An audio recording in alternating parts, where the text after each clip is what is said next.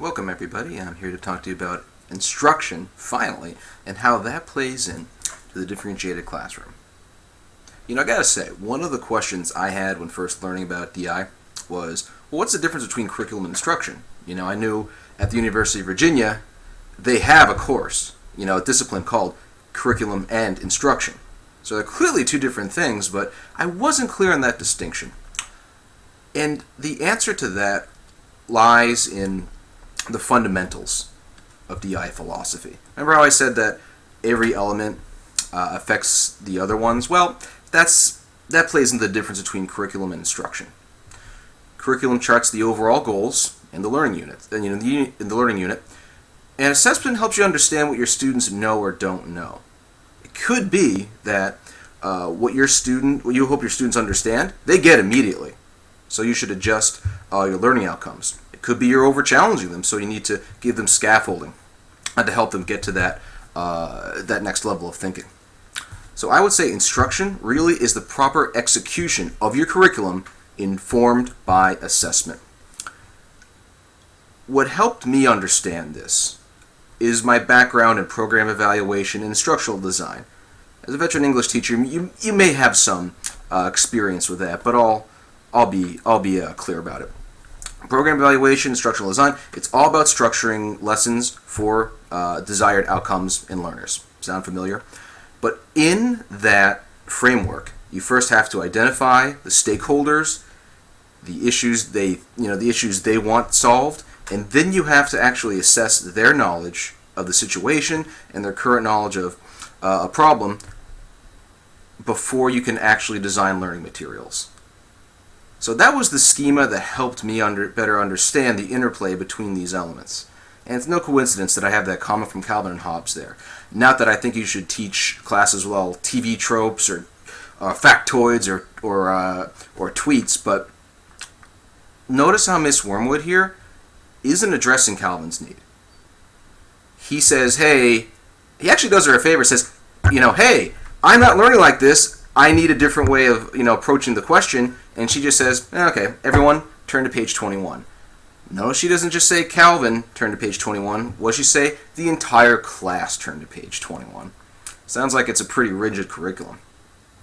So what I'm here to today, talk to you about the neuroscience behind effective instruction, delivery of your curriculum informed by assessments, and different group activities you can use to ready students for that next level of learning. So let's take a look at neuroscience. I want to also remind you of the zone of proximal development. I talked about it in the curriculum video, bringing it back here.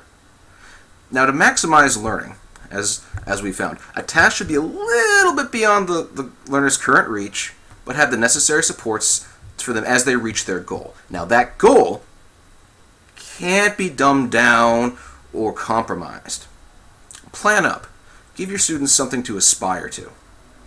Just as a case in point, when I tutor children and teenagers in working with computers, if I just lecture at them or take them step by step through something like iMovie, they get bored really quickly and they start getting fidgety.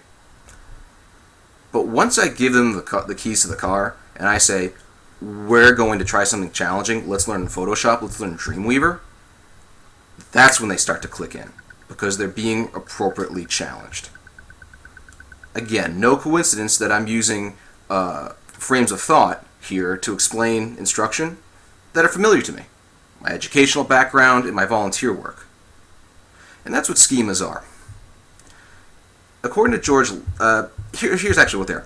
According to noted psychologist George Lakoff, his book, Don't Think of an Elephant, phenomenal by the way, people use frames, these deep-seated mental structures about how the world works to understand facts.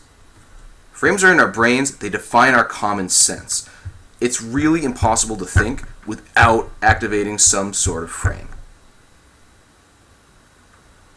Now, you can base your classroom activity on what students are interested in or what you notice they talk about a lot, which again can offshoot from a very comfortable environment where students feel comfortable with you sharing what they like.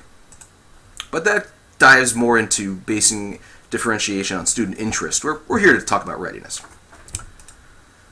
What I recommend is using your assessment data, what students are good at, their level of thinking, and break them into smaller groups. Now, you don't have to necessarily break them into groups based on ability. You can have small groups that are mixed at the beginning. Maybe you have one student who's who's better at organizing information. You have one student who's great at coming up with ideas. You have one student who's great at finding quotes in the text to back up people's arguments. That can be a way of differentiating the instruction, so that they're prepared to work with students of their own ability levels. And again, I would frame discussions to student modes of thinking, and this idea is based on the idea that if you talk to students in a way they understand, they'll learn. Again, getting back to that growth mindset. I mean, I tell you what, when I was an English teacher, and I tried to explain the 3 acts of the Greek play, my kids were checked out. But when I talked to them in terms of the hero cycle and the fundamentals of storytelling, students who liked science fiction, did projects on Star Wars and Star Trek. Students who were more interested in dramas, one of my students did Room of the View to analyze story and conflict. So again, really gets back to how English classes are really meant for differentiation, because there's so many avenues where students can show what they're good at. Oh, excuse me, folks, I just hit that a little bit too quickly. I'm also going to include in the supplemental packets some information on tiering. More specifically, how you can give adjustments to students who need them, and intellectual freedom for students who are more advanced in that subject, so that everyone can learn at the same goals. I would also encourage you to reflect on your lessons as you're walking around the class, which we'll talk a little bit more about management. Did I have, think about, are my lessons and activities all aligned with the learning goals? Are my directions clear? Am I seeing students make the same types of errors based on what I'm, based on how I worded the lessons? Reflective teachers are ones that can best adjust their lessons to their student learning outcomes. So based on that neuroscience, based on those examples, let's take a look at a piece where we can reflect even more. I think Mr. Deuss, I think that's how you pronounce it, does a great job of invoking schemas to teach the Civil War. I think it's a pretty dynamic lesson. It's not perfect, though. What adjustments would you make based on everything we've discussed in differentiated instruction to make this lesson plan even better? And then think about, why will the success of this lesson also depend on the class's environment and curriculum? So at least in that second question, you are incorporating different elements into instruction. All right, folks, thanks so much. We're going to close up talking about management. I'll see you soon.